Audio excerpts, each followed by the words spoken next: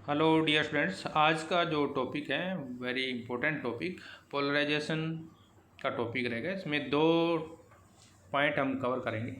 एक तो polarization by reflection और पोलराइजेशन बाय स्कैटरिंग। पोलराइजेशन के ऊपर जो है मोस्टली क्वेश्चन आता है, what is polarization and what are its different type, या सिंपली आ जाता है स्टेट एंड एक्सप्लेन पोलराइजेशन और what is polarization by reflection और polarization by scattering. Very very important question.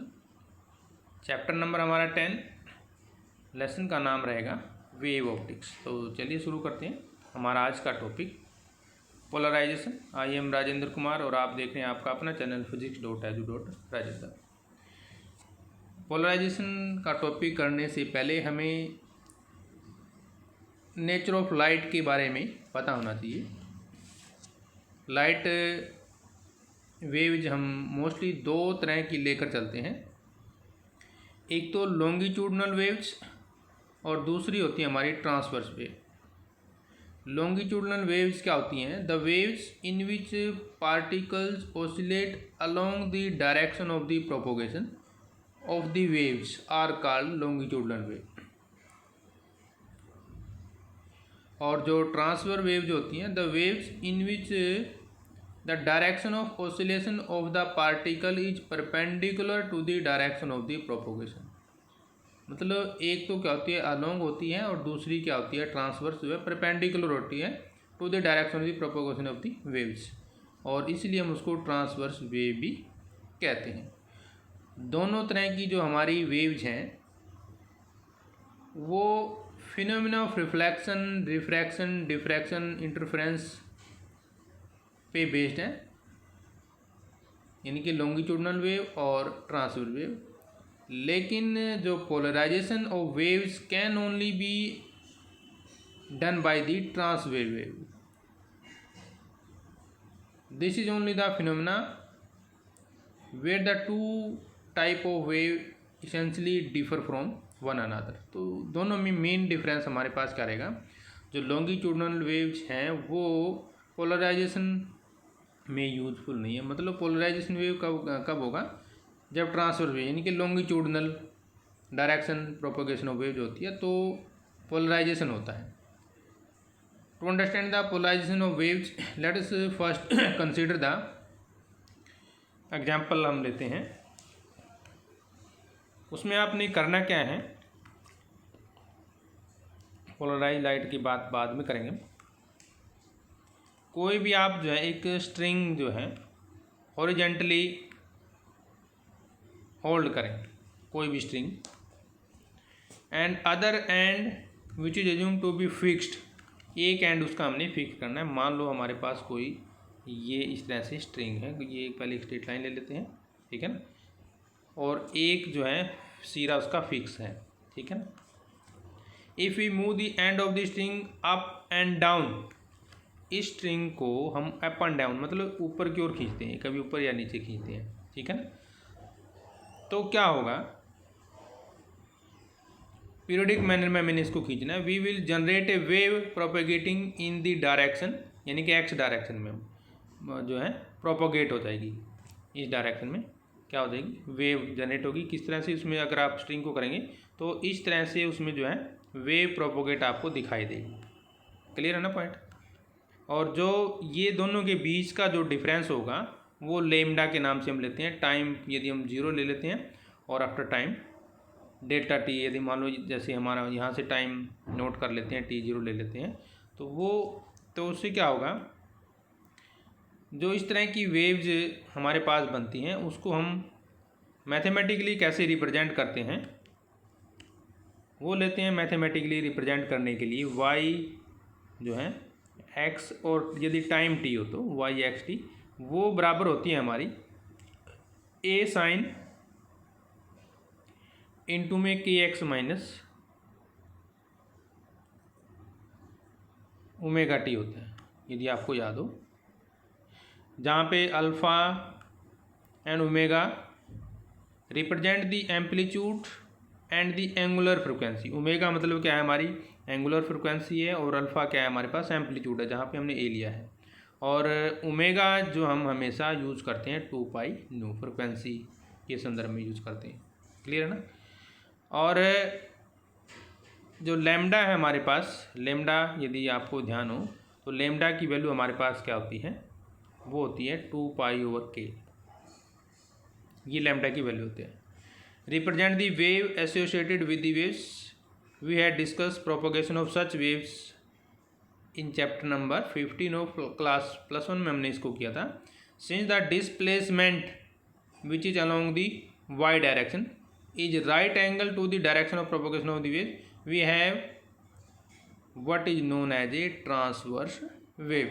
Also, since the displacement is in the y direction, it is often referred as y polarized wave.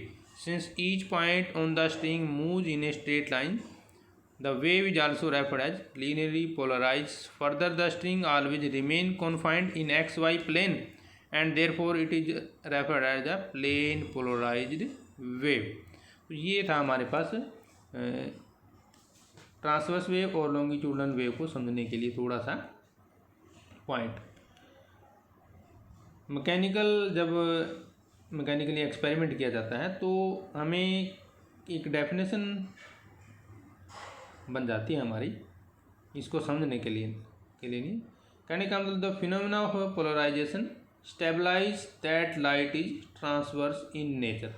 Polarisation में हम क्या, phenomena of polarization established that light is transverse in nature. ये point आप याद रखेंगे। मतलब polarisation कब होगा, जब ट्रांसवर्स वेव होगी, मतलब लॉन्गिट्यूडनल बात आती है तो तब होता है।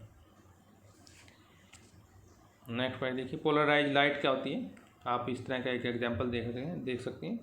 ये हमारे पास लाइट का कोई सोर्स है। Light waves vibrate in any direction. Light जो है किसी भी डायरेक्शन में वाइब्रेट कर सकती है, उसके लिए कोई डायरेक्शन फिक्स नहीं, ठीक है ना। ये देखिए आप चारों साइड में देख रहे होंगे।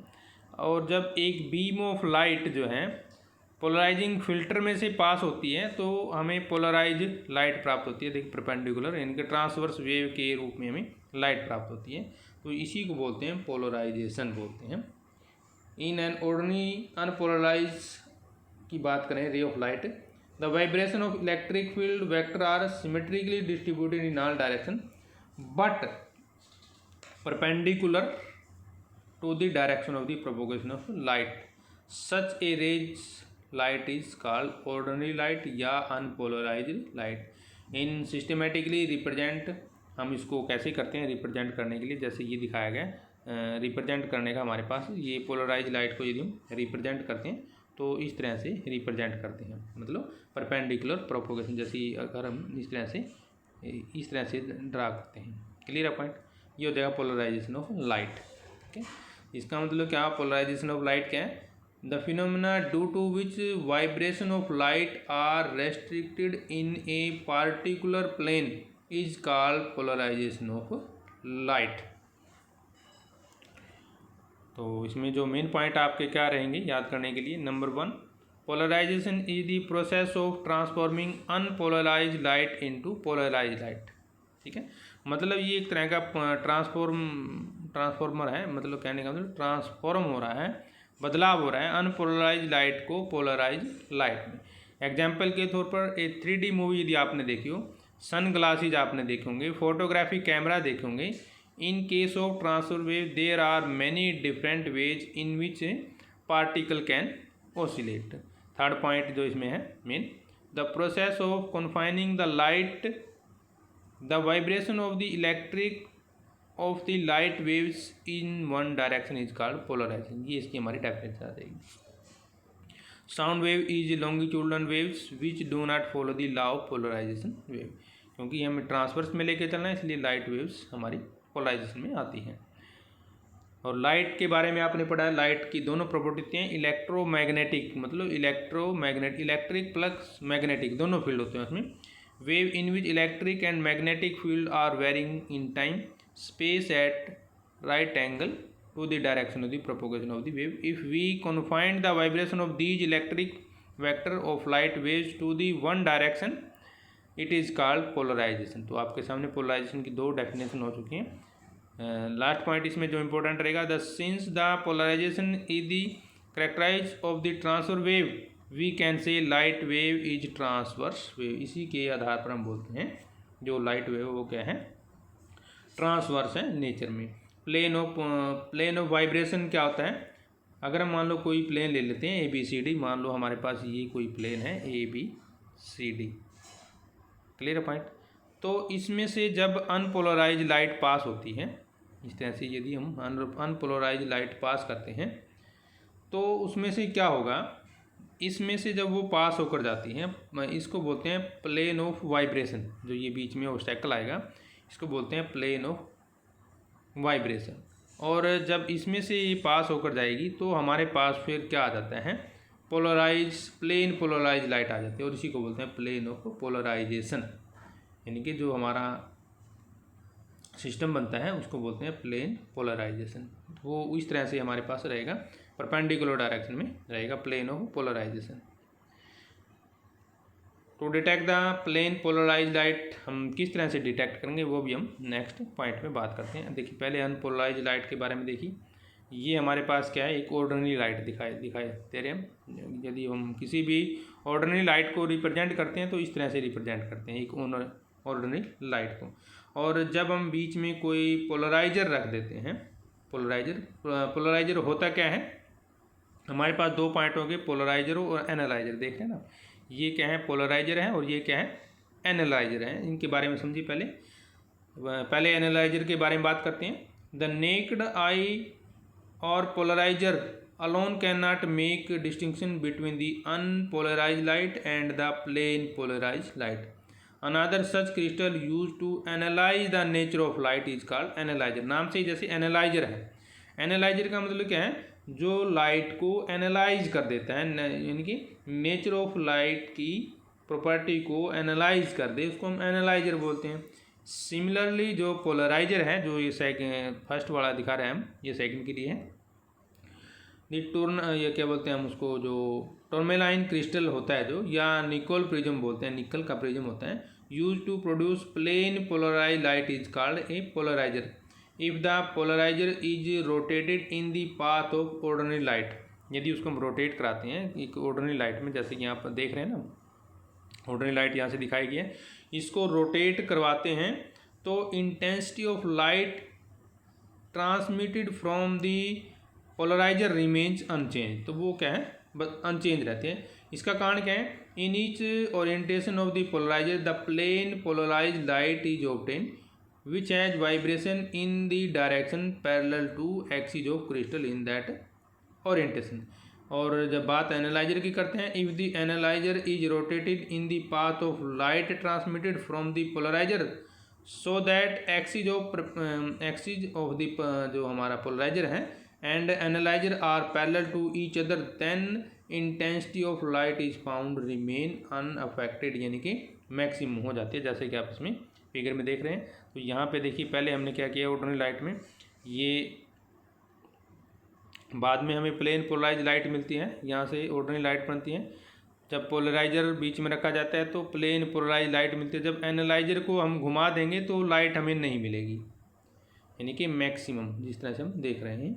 तो कहने का मतलब क्या है, on the other hand intensity of light becomes minimum. कब intensity of light become minimum, when the axis of the polarizer and analyzer are perpendicular to each other. जब दोनों एक दूसरे के परपेंडिकुलर होंगे तो उस समय में क्या होगी, नोट कर लीजिए, intensity of light become maximum, और जब वो होंगे तो मिनिमम हो जाती है दोनों plane.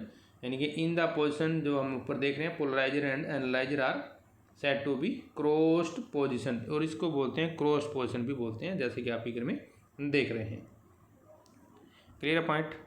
Next point, vibration of electric vectors are distributed in all direction in plane perpendicular direction of the propagation. Ordinary light is unpolarize light. जो हमारी ऑर्डिनरी लाइट होती है वो अनपोलराइज लाइट होती है। Sunlight is also unpolarize light because the vibration of electric vector of the unpolarize light are distributed in all direction plane perpendicular to the direction of the propagation of light. कहने का मतलब, जब light of direction जब सभी दिशाओं में propagate हो जाती है तो उसको हम ऑर्डिनरी लाइट बोलते हैं, अनपोलराइज लाइट बोलते हैं। लेकिन जब उसके हम डायरेक्शन को फिक्स कर देते हैं तो वो पोलराइज होगी, एक तरह से वो क्या होगी, पोलराइज हो जाती है हमारे पास। अब जो हमें बातें कर रहे थे पोलराइजर की, एनालाइजर की, उनकी डेफिनेशन देख लीजिए। कई बार 1 नंबर में आ जाता है। पोलराइजर क्या होता है? It is a device which is to limit the vibration of the electric vector in unpolarized light in only one direction in the plane perpendicular to the direction of the propagation of the light when passed through it। ये होती है polariser की definition. और analyzer क्या है? It is a device which is use to detect whether the given light is polarized है या unpolarise है। हमने उसको एनालाइज करना है, ये पोलराइज लाइट है या अनपोलराइज लाइट है। अब बात करते हैं टाइप ऑफ पोलराइजेशन, कितने प्रकार के हमारे पोलराइजेशन होते हैं। तो एग्जाम्पल देखिए, अनपोलराइज लाइट को हम किस तरह से डिफरेंशिएट करते हैं।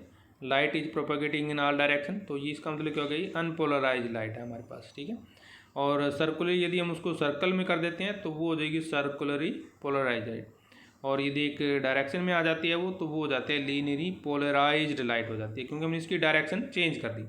तो इसको तो वो बोलते हैं प्लेन पोलराइज लाइट के बारे में थोड़ा सा एक पॉइंट और नोट कर लीजिए। If the electric vector vibrate in the straight line, जैसे कि आप देख रहे हैं, तो वो क्या हो जाएगी हमारी straight line in perpendicular to the plane of the direction of polarization, then the light is said to be polarize light.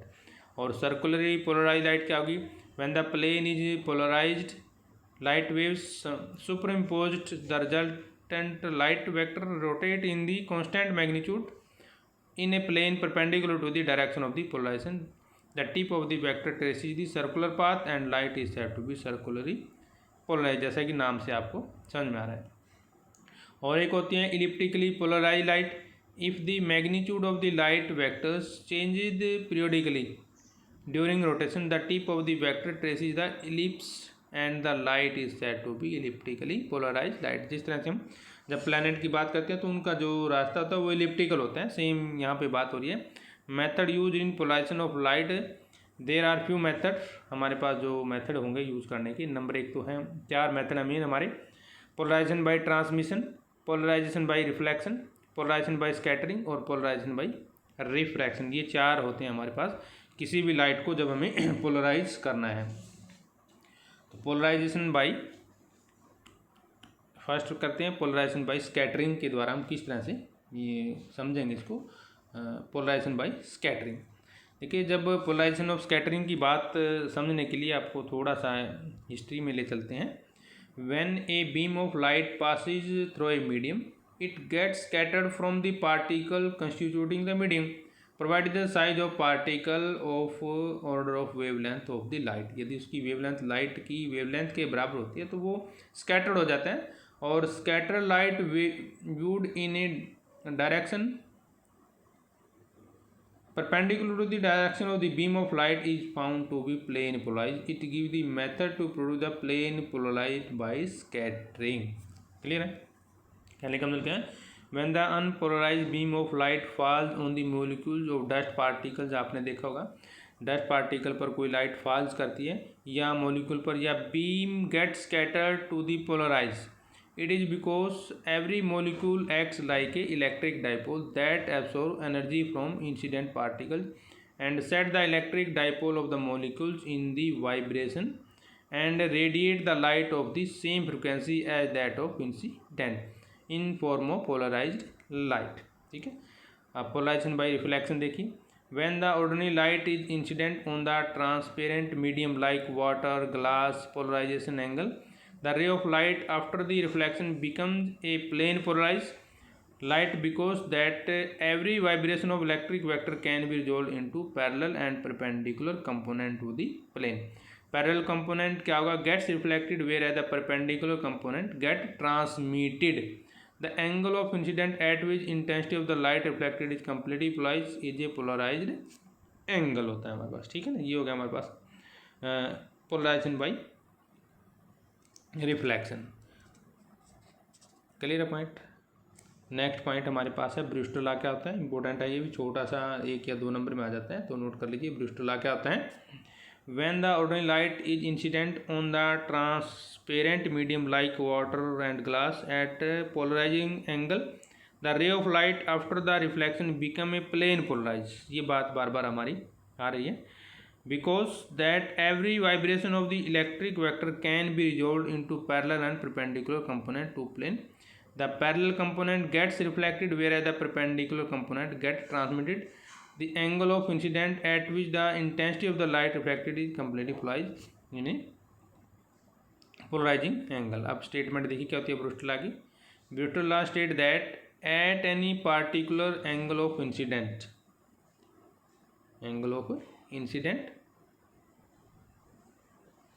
reflected rays is completely polarized and the angle between reflected and refracted rays is 90 degree. ये point बनता है इसकी definition में. यानी कि tangent angle of polarization Brewster law क्या कहता है देखिए आप ध्यान से. यहाँ पे आप देख रहे होंगे ये हमारे पास मीडियम हो जाएंगे. ये ग्लास प्लेट हो जाएगी हमारे पास एक तरह से. इंसिडेंट लाइट यहाँ से आती है और रिफ्लेक्ट होके चली जाती है रिफ्लेक्टेड, और कुछ जो है अंदर हमारी रिफ्रैक्टेड रेज में आ जाती है. एक रिफ्लेक्टेड होगी और एक रिफ्लेक्टेड होगी. क्लियर है पॉइंट. तो यहाँ पर हमारे पास एंगल बनते हैं दो, आई और आई दोनों. आई हमने ले लिया, एंगल ऑफ रिफ्लेक्शन या एंगल ऑफ इंसिडेंट दोनों बनते हैं. और जब उसको एक क्रिस्टल में से पास कराया जाता है तो क्या होता है, तो यहाँ पे हमारे पास जो इक्वेशन बनेगी यू बराबर होता है टेंजेंट आई के बराबर होता है. आई के एंगल ऑफ इंसिडेंट होता है. यू क्या है refractive index of the medium और आई क्या है इंसिडेंट यानी कि पोलराइजेशन एंगल. स्नेल्स लॉ क्या कहता है हमारे पास sine i by sine s, जो रिफ्रैक्टिव इंडेक्स के बराबर होता है sine i divide by sine r, angle of incidence और angle of reflection. Brewster law क्या कहेगा sine i by sine r, क्योंकि वहाँ पे i is equal to r यानी कि आई इज इक्वल टू हम आई भी ले सकते हैं. तो यानी कि साइन आई बाई साइन आई हो जाएगा तो क्या होगा हमारे पास टेंजेंट आई यानी कि साइन आई बाई कोस आई. ये इक्वेशन नंबर हमारी क्या हो जाएगी 2. दोनों को जब हम कंपेयर करेंगे फर्स्ट और सेकंड को तो हमारे पास क्या आ जाएगा cos i is equal to sine i is equal to cos pi by 2 minus r. तो आई क्या आ गया हमारे पास पाई बाई 2 माइनस आर. तो इसको जब हम आर को रीअरेंज करेंगे तो i plus r is equal to pi by 2. और यही ब्रूस्टर एंगल कहता है. एंगल कितना रहेगा हमारे पास 90 डिग्री रहता है. यानी कि i plus r is equal to pi by 2 where ABC is also equal to pi by 2. Therefore reflected and refracted rays are at right angle to each other. इस तरह से भी आप इसको अगर करना चाहिए दूसरे तरीके से. ये हमारे पास दो मीडियम हो गए, ये मीडियम N1 है और ये मीडियम N2 है. ये एंगल वही θ1 और ये एंगल ऑफ पोलराइजेशन होते हैं एंगल θ1 θ2, और यहाँ से एंगल हम थीटा ले लेते हैं. तो ये एंगल बनेगा हमारे पास 9 पाई बाई 2 का. तो ये कहता है ब्रूस्टर लॉ. यहाँ पे एंगल क्या आ जाएगा हमारे पास θ2 आ जाएगा. शॉर्टकट में यदि आप इसको करना चाहें at Brewster angle the reflected and transmitted waves must be orthogonal, मतलब पाई बाई 2 एंगल रहेगा उसके बीच में. ऑर्थोगोनल का मतलब pi by 2. To find the Brewster angle solo theta. अब देखिए यदि हमें एंगल निकालना है तो दूसरे तरीके से करने के लिए थीटा हमारे पास 90 माइनस थीटा होगा. यहाँ पे देखिए हमारे पास ये थीटा है हमारे पास. ये एंगल टोटल कितना रहेगा हमारे पास 90 डिग्री का रहेगा. तो थीटा निकालना है तो 90 माइनस थीटा हो जाएगा. ठीक है ना, 90 माइनस थीटा इसलिए यहाँ पे लिया गया theta is equal to 90 minus θ1. अब θ1 प्लस θ2 टोटल हमारे पास कितना आ जाएगा 180 डिग्री माइनस 91. क्लियर है पॉइंट. तो वो कितना आएगा 90 डिग्री यानी कि θ1 इज इक्वल टू θ2. इसका मतलब क्या है n sine θ1 is equal to n sine θ2 यानी कि theta is equal to tangent inverse N1 by N2. Mathematically अभी इसको करते हैं.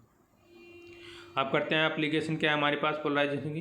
Polarisation is use in sun glasses to reduce the glare, चमक को कम करने के लिए. Polaroid filter are use in plastic industries for performing stress analyse test. जो हम टेस्ट करते हैं देखिए पोलराइड क्या होता है. पोलराइड जो होते हैं वो क्या होते हैं डेफिनेशन लीजिए. Polarides are thin and large sheet of crystal polarizing material artificially made होते हैं capable of producing the plane polarized beam of large cross section. तो उसको बोलते हैं पोलराइड. ठीक. A polaroid sheet can also be obtained from sheet of polyvinyl alcohol से भी हम यूज ले सकते हैं इसको पोलराइड को. When such a sheet is subjected to large strain, the molecule gets oriented in the direction of the applied strain. When sheet is impregnated करते हैं तो हमारे पास आ जाता है पोलराइज के लिए.